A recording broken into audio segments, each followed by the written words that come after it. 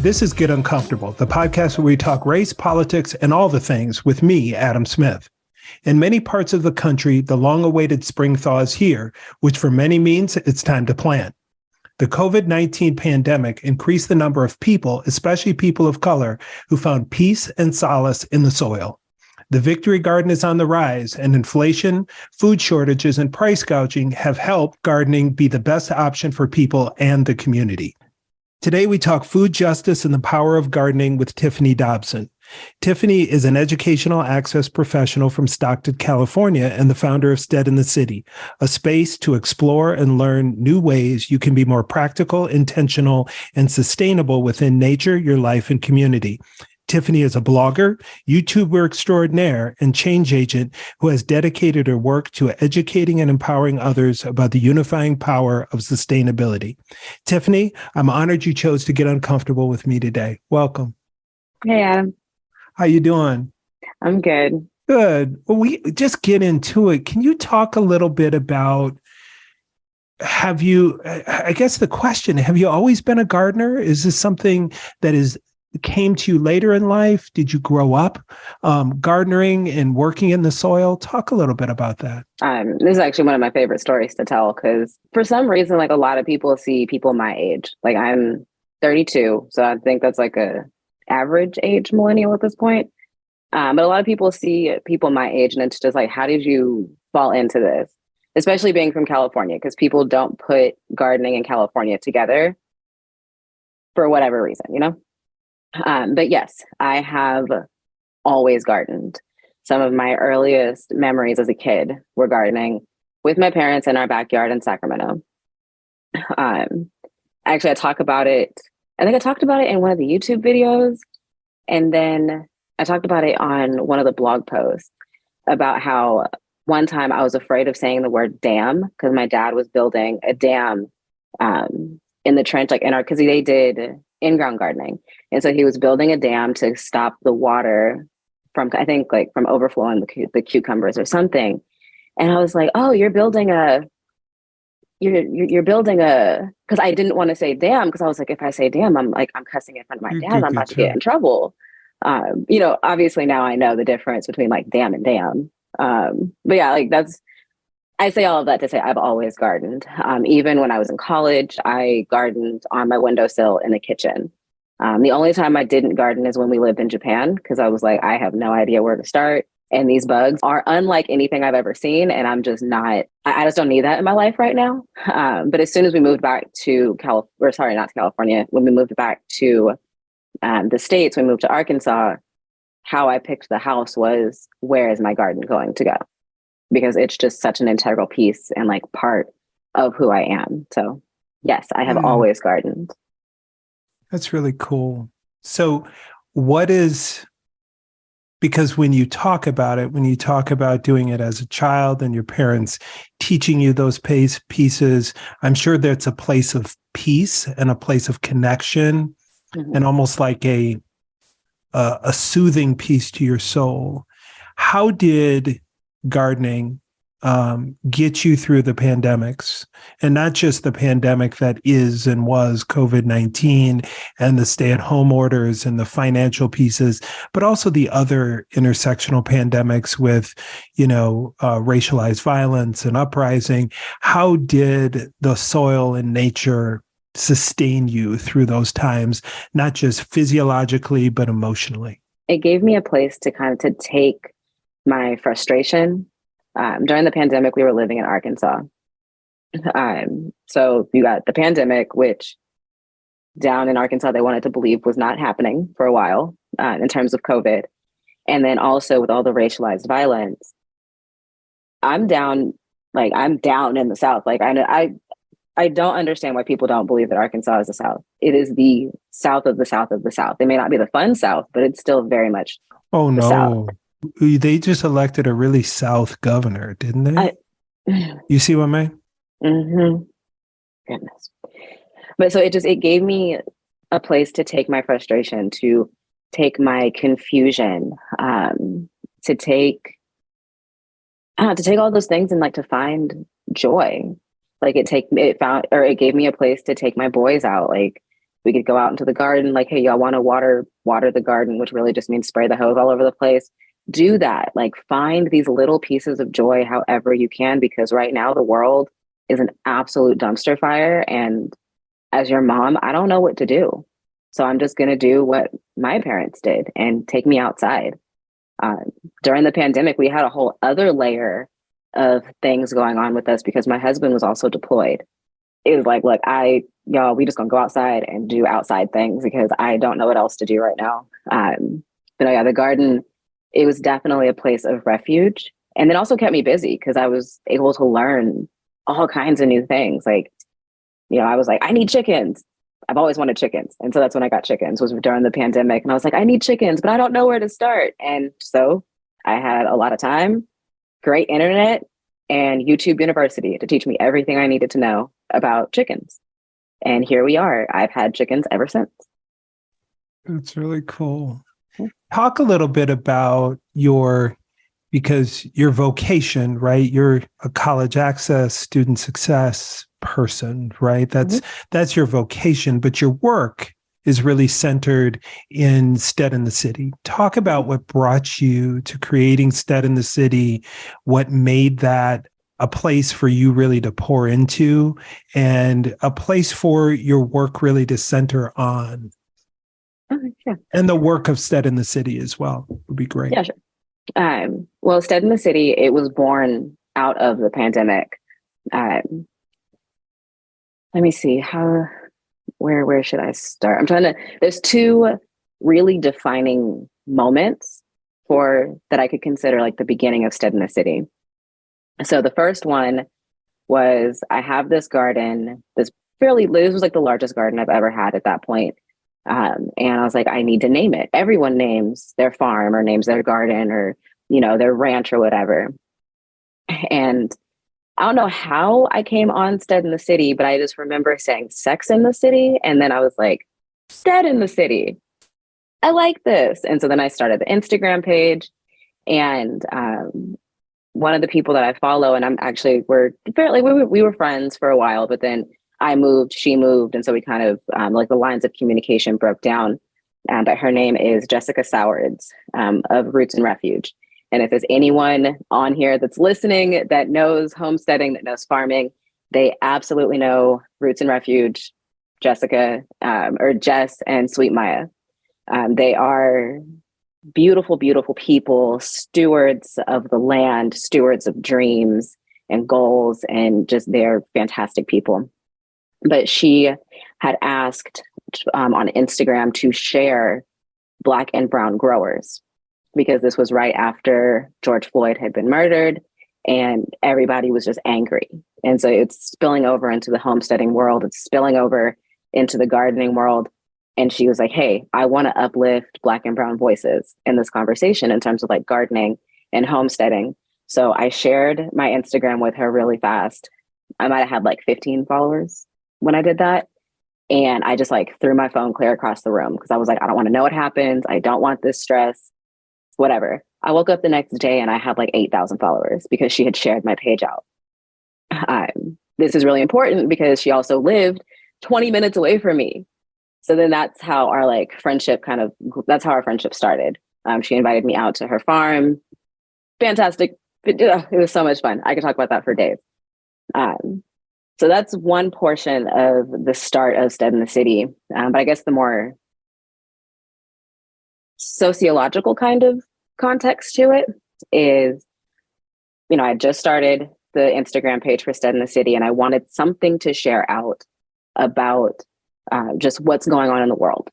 Like what's with COVID, with George Floyd, with the riots. They weren't riots, folks. Anyway, with all of that going on, I wanted to share something out, and I wanted it to be very eloquent, and I wanted it to be centered around gardening, because that's how I was able to make a lot of meaning out of everything that was going on.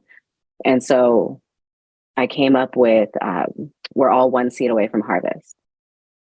I still use that quote to this day. Like I live by that in terms of my work, in terms of my job, in terms of my family. We are all one seed away from harvest. And in the obvious sense, of course, you plant a seed, something grows, you get a harvest. But in the not obvious sense, let's say you want to learn something. Let's say you see on the news, just like all of us, all of this like racialized violence going on, and you want to understand it. Well, how do you start understanding it? You plant that seed for yourself of, I want to understand this. So you plant that seed. Your harvest is going to be knowledge of what's going on around you, why these things are going on around you. And then, as any gardener will tell you, you're going to share that harvest. You're going to share that knowledge. You're going to share that information. You're going to share those things that you learned, because it's not something that you're supposed to keep to yourself. You never keep a harvest to yourself. And so that began the journey of me sharing my harvest of Stead in the City in terms of food justice, social justice. And I don't want to separate social justice and food justice because they're the same thing. Like, food justice is this giant onion that has just layers upon layers upon layers upon layers. And so from that quote, we're all one seed away from harvest, began my mission to tie gardening to all these other things that I care about in the world: educational access, studying race and ethnicity, redlining, how ghettos were created, how projects were created, poverty, diseases, anything that falls under food justice. Stead in the City became my way of sharing out that information and sharing out practical solutions in a practical sense, and in a sustainable sense. You've done that so well, because interesting, as a person who's kind of a fan of Stead in the City, and we will share Tiffany's Instagram in the notes, her YouTube in the notes for this episode, so you can check her out so we can get more than 8,000 followers. But the key is, right, I don't even remember how Tiffany and I linked up, right? It's just crazy, but you were sharing out stuff, and some of the best collaborations that I've had in my career are people that I've never met in person. I've never met Tiffany Dobson, my sister, in person, not one time. And there has been so many things we've leaned into together. I've given Tiffany my students and said, hey, Tiff, can you talk to this student of mine who's doing XYZ? We looked to do some really collaborative stuff in Stockton. We talked about, I still remember living in Knoxville, Tennessee, and walking around my neighborhood, because that's the only way I could manage through the pandemic, and talking to you on my AirPods about how your vision for Stead of the City and growing it. And you were like, I just need to talk to somebody who is also trying to build their work, but their work that centers on meeting, but also centers on justice, which also centers on even ministry. And how do you grow that out? Can you talk a little bit about, because you talked about kind of this intersect on how you feel like food justice, social justice, right? And it all gets back to redlining. It all gets back to colonialism and anti-Blackness. But even more for us as Black and brown folks, we are a communing people. Where there's a book talks about bowling alone, the book, and it talks about how people go into their subdivisions and they go into their attached garages and the doors shut, and then everything is in the back of their house, their deck, everything in the back, and everything's connected, so they don't have to talk to anybody out front. But that's really not how Black folks, Indigenous folks, Southeast Asian folks, Latinx folks operate. We are still front porch people. Right? Mm-hmm. I have sat on many a slave plantation. I think about Stagville in North Carolina, and sitting in the slave quarters, and you can look outside the windows of these slave quarters, not real windows, but not glass windows. And you can see where the community was built. where these places were too hot, the food was scraps. We turned around and created community and village and belonging and culture and history in these places. So talk a little bit about that culture of Black and brown folks being community folks, right? And how the harvest and gardening and feeding each other also feeds our culture and also uplifts us as a people, and how it's a justice movement as well. Whenever Black folks, and of course, like I can only really speak, well, I can't speak for the Black community because I am just one Black woman, but I can only speak from my experiences as a Black woman. But when Black, brown, indigenous, Southeast Asian, AAPI, whenever we do anything, it's an act of resistance. And that act of resistance is justice for us, because we only, we only get justice when we kind of take it, for lack of a better phrase or lack of a better sense. But yeah, so like when I'm thinking about us being porch people, I think about Their Eyes Are Watching God by, Zora Neale Hurston.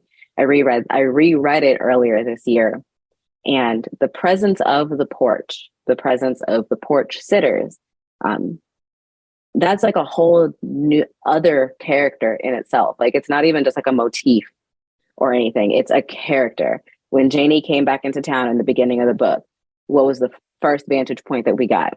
The folks sitting on the porch, gossiping, talking about like, who does she think she is, strolling back up in here after all these years. When Joe came into town and starts, preaching about his vision, he does it from a porch.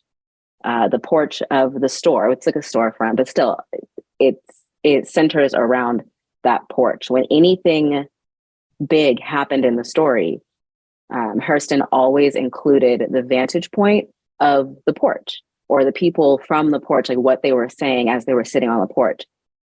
And like Zora Neale Hurston, she is beyond an author. She's an anthropologist, a sociologist, I even say she's a historian. That wasn't done by accident. It wasn't just, I need some way to include the opinions of a bunch of people. No, it's ancestral for us. Being on the porch and, knowing what's going on in the neighborhood, half the time gossiping about what's going on in the neighborhood, but knowing what's going on in the neighborhood and knowing what's going on with our neighbors is just, it's a part of us that I feel has been lost, by everyone goes into their garages, closes their garage, goes into their house, does stuff in their backyard. A lot of that has been lost. And it's kind of unfortunate, actually, because when we remove that touch point, we take away that opportunity to be a community. And when we're a community, we're at our strongest. When we are at our strongest, we strive to get justice in whatever ways that we can get those, in whatever way we can get that justice. How this all ties into gardening. Although you may be a single gardener or a sole gardener gardening in your backyard, gardening in the grand scheme of things is not a solitary activity. I promise you, you're not going to just go to the store, buy a seed packet or buy some seed or buy like seedlings and not talk to somebody. Especially if you go to like a local nursery or like a really popular nursery, or even if you go to like Home Depot or Lowe's, you're not going to talk to people. You're not going to go on YouTube and look up information where you're going to meet a ton of people who are doing the exact same thing that you are. You're not going to harvest your food and not share it with people. And it's not because, you have this benevolence of, I'm going to share out this harvest and this is what it's for. No, you just have too many damn vegetables, because that's what happens when you garden. You end up with too much stuff. And there's only so many ways you can eat a zucchini. There's only so many ways you can preserve a tomato. You're going to keep what you need for yourself and for your family, but then you're going to share it out. It's inevitable. And so gardening is a communal activity. And I love that there's like a resurgence of gardening, or at least a visible resurgence. I'll put it that way, because there's a lot of things that people have always done or always continued to do that just wasn't visible because there wasn't a spotlight put on it. But I love that there is a visible resurgence of gardening and growing and land stewardship within the Black community, within the brown community and the Southeast Asian community and the AAPI community, because that with that resurgence of growing is that resurgence of community and resurgence of fellowship in a very basic, but not like basic like bad, but just basic, instinctual, in a very instinctual and ancestral way. That I think it's just so beautiful. It's absolutely beautiful. At the core of people, it's some of the conversations I've had with others as we've talked about how this world is trying to, this country is, certain folks are trying to erase their own history, right? Mm-hmm. And not understanding the DNA of the people who you've tried to remove from this planet. Black folks, descendants of slaves, indigenous folks, native folks, right? Mm-hmm. You are waking up the wrong things. You do not understand who you might want to read your own history books to at least know you tried to wipe us from the whole earth and we're still here. And so when you are gardening and you are doing those kind of things, it starts waking up things in you that I would think would then sustain you when you go to work and deal with workplace trauma, and you deal with medical trauma, and you deal with political things, and you deal with all the things that we deal with. Getting to those literal roots, right? Can provide that sustaining. One of the pieces that you mentioned about living in Arkansas, I lived in the deep South for a while, Alabama, and I can tell you there were literal miles upon miles where you couldn't find fresh produce, where a Dollar General was on every corner, but there wasn't a Whole Foods for hundreds of miles. Even a Publix or a Kroger was hard to find. Talk a little bit about this concept of what people used to call food deserts. You have been, you educated me about food apartheid and what that looks like, and the impact on the well-being of people in the Black and Brown communities of having our own fresh, healthy food, and how that impact has been taken away by some food apartheid systems, and how gardening can help restore that. This is a favorite topic of mine, especially when it's reframed in food apartheid. That was coined by Karen Washington. I cannot take credit for that. Karen Washington is a very, very well-known and very well-respected urban grower. I want to say in the Bronx. I know it's in New York. The reason why Mama Washington, or Mama Karen, as a lot of people call her, the reason why she rephrased food deserts into food apartheid is because food deserts makes it sound like it's something that just naturally occurs. Of like, oh, that community does not have a grocery store or a fresh food market because it just naturally happened that way. We know that nothing just happens that way, especially when it comes to society and how stratified, or how stratification happens in society. So food apartheid, just like food justice, starts to expose a lot of the layers that are associated with it. So food apartheid, meaning that there's not a lot of fresh food options in particular neighborhoods, has a direct link to redlining, where there was an active campaign to keep certain folks, Black and brown folks, out of the well-desired neighborhoods. So yeah, the reason I like it being reframed from food deserts to food apartheid is because it does peel back a lot of those layers of how something like this happened. Well, let's put all the poor people in one neighborhood and let's not put a grocery store there. Let's only put liquor stores, Dollar Generals, and fast food places there. What's going to happen? All the places they're going to be able to shop at are liquor stores, Dollar Generals, and fast food places. What's going to happen from that? Well, now we're going to have an uptick of different health ailments, diabetes, hypertension, blood pressure or high blood pressure, and all those other diseases that are directly attributed to a lack of nutrition. I will call those poverty diseases because they're a symptom of the larger problem that is poverty and lack of access. Oh, that's so How good. gardening flips the head on that, especially when it's very local. There's a really great example in LA. It's called Crop Swap LA. They were about to lose their grocery store, or they were losing their grocery store. And so what one of the residents did, his name is Jemiah Higgins. What he did is he started a garden in his front yard because he was like, I'm about to lose my grocery store and I'm not going to have my kids, I'm not going to have my kids suffer from this. So I'm going to take matters into my own hands. And so he started a garden in his front yard, which, back to the porch conversation, you can't have something in your front yard and not attract the community. You can't have something in your front yard and not attract fellowship.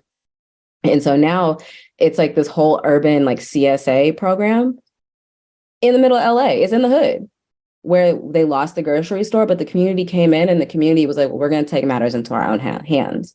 And that's what's really important about gardening. That's why I'm very steadfast on steadfast. That's why I'm very steadfast on that mission of teaching people how to grow food and, take care for their community in that way, like in the context of gardening. Because when you take matters into your own hands, people can't tell you anything. They can't come in and dictate, well, you're going to have this many rations and you're going to have this availability to healthy food. It's like, no, I'm going to have the availability to healthy food that I give myself and that I give my community. So good. And that's where, resistance, because that's really what justice is. It's this piece of resistance. That's how some people resist, like Chuck and Flav said, that's how some people fight the power, is they say some people go stand in the street. Some people change policy. Some people plant a garden and plant some rows of cucumbers and tomatoes so that they can feed themselves and their community and not be reliant on, oftentimes, whether it is the food apartheid that's happening in your community where you don't have access to fresh produce, or it just costs 10 times more money.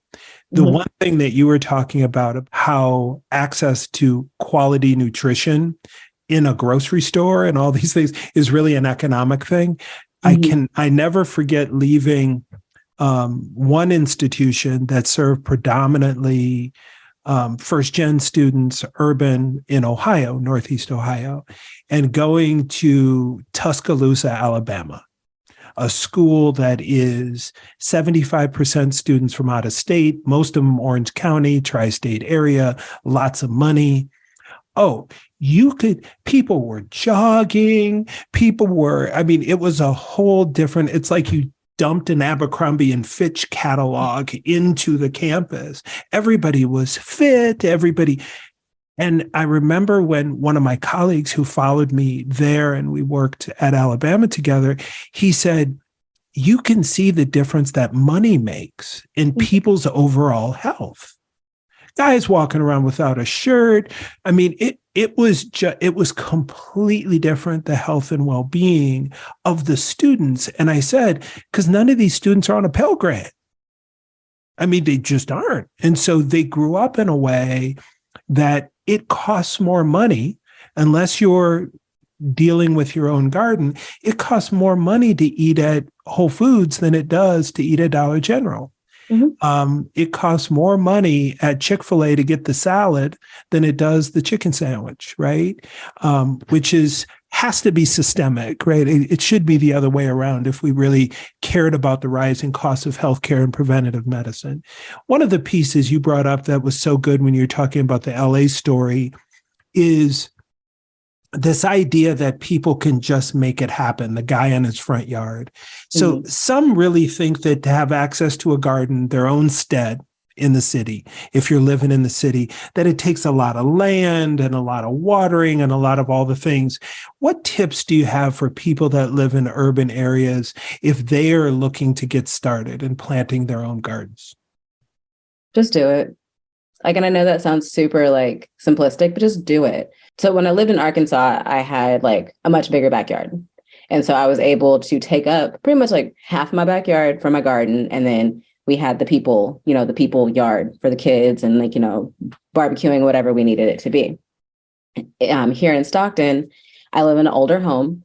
And so it's by today's standards, I live on a pretty big lot, but it's not acreage, like not even close. Like, and then the way that the house and like the land is structured, the backyard is actually pretty tiny. So I really only have 3 garden beds in the middle of my backyard. And I'm like, okay, well, this obviously is not going to be enough for what I want to grow. So I looked into container gardening, which is how, like, that's how I gardened in college, is I had pots, put my stuff in pots. Pots were starting to get expensive. Okay, let me go get a 5-gallon bucket from Home Depot, or let me go over here to the deli and ask them if I can get the bucket that they got their pickles in, clean it out. Might smell like pickles for a couple weeks, but it's a perfect place, drill some holes into it. But that's a perfect place for me to grow a larger crop that needs like a deep root system. There's grow bags. You can get grow bags and pots and like different garden towers. You can get that stuff at Dollar Tree now, or $1.25 tree, but you can get that stuff fairly cheap. So don't let acreage or lack of acreage be a hindrance to why you can't garden. Also, don't let money be a hindrance, especially now. Over the last 3 years, gardening and urban homesteading has become very lucrative. A lot of people flocked to gardening during the pandemic, which is great. But good old capitalism, they're like, okay, well, how can we monetize this? How can we make the absolute most money off of this? And so pots started going up, like to grow, stuff in. Pots started getting, really expensive. Bagged soil started getting super duper expensive and really shitty quality, if I may be honest. Seeds started getting super expensive. I remember during the pandemic, some stores even pulled their seeds off of the floor because they said it was non-essential. How are you going to tell me that growing food is non-essential when the whole canned food aisle is wiped out? Like, make it make sense. But I digress.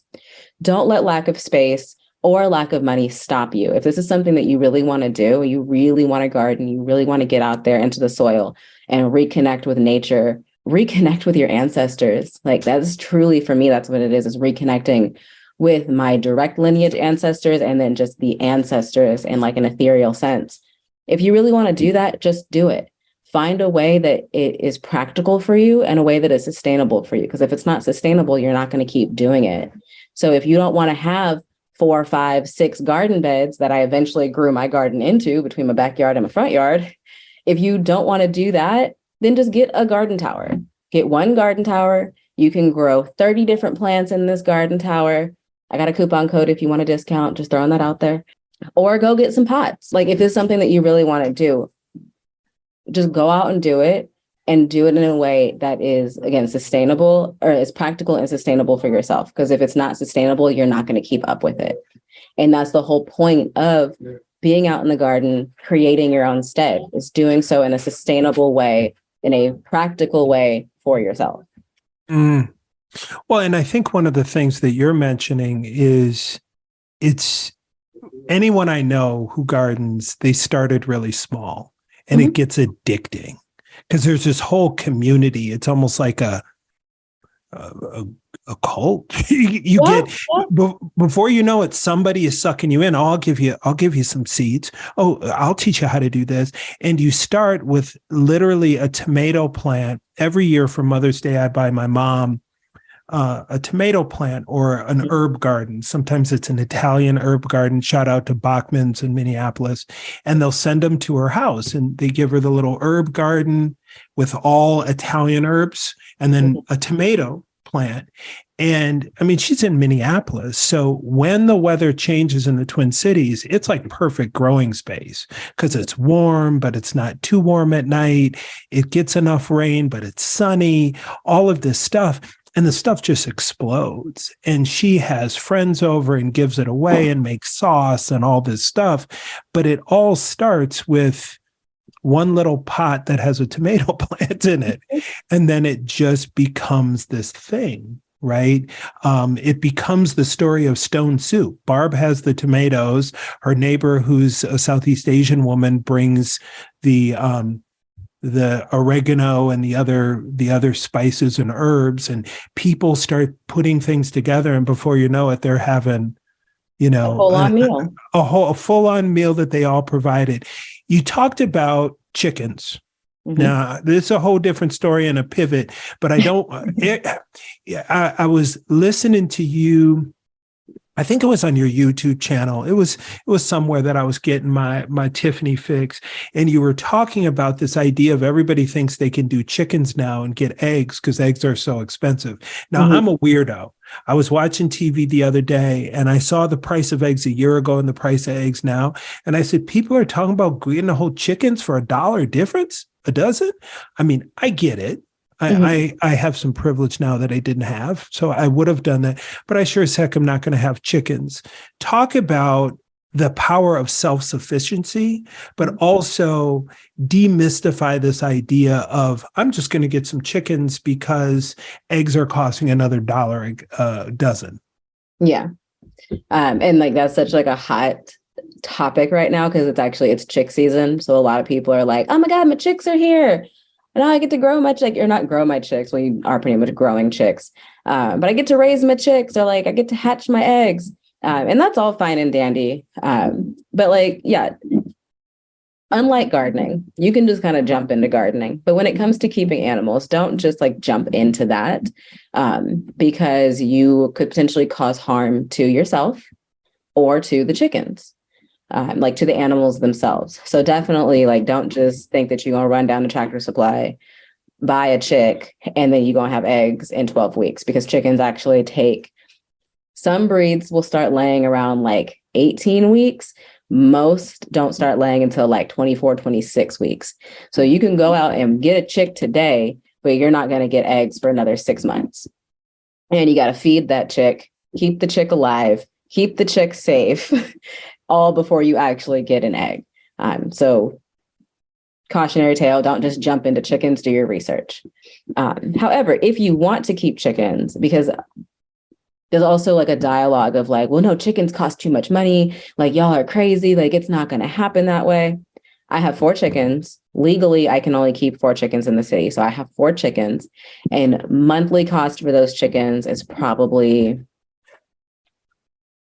$20. But I get 2 dozen eggs a week, like at the height of laying season. So yeah, for me, it's way more economical to keep chickens and, you know, have my own, like my background, or not my background, but my backyard eggs, which then, like my harvest, I share out with my neighbors.